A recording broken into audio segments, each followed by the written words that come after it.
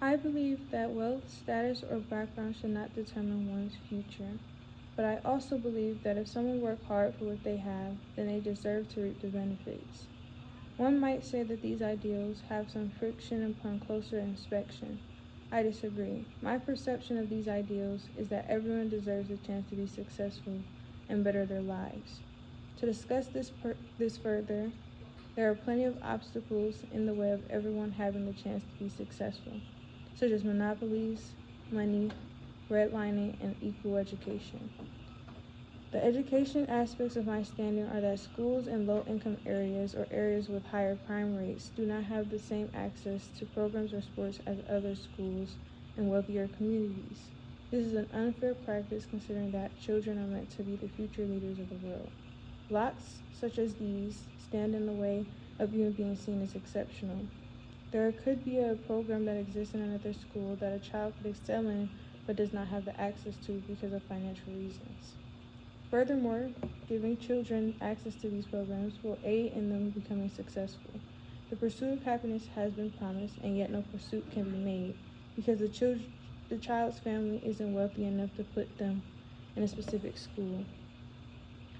Everyone should have the chance to be great, and people should be able to indulge in the fruits of their labor.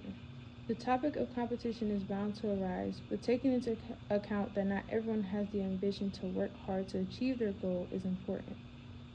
I would like a world where generational wealth and success is possible for every family. I don't believe wealth or status should impact the likelihood of them getting into the best college, however. It should be based on skill and capability that goes for any institution. That way no one is being held back from operating with peers at a less comprehensive standing. That way everyone is getting the learning they deserve with people who think similarly instead of a variety of levels in a classroom. Background that includes race or area of origin should not equate to the rate of their success. For example, some say that you can determine a child's future by their zip code. This derives from children that come from the hood or low-income areas being less likely to have the chance at success. This was more of a result of redlining in the past, which placed people of color all in one place to prevent mixing of races or solely due to discrimination. This practice, though it is not exercised, still impacts children today.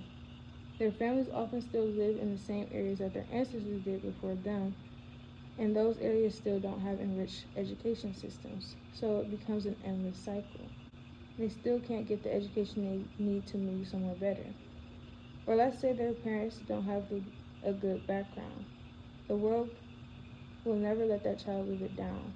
Even with fame, their roots will always lead back to them or invite people to make claims about them purely based on their parents. This should not affect their standing at all, good or bad.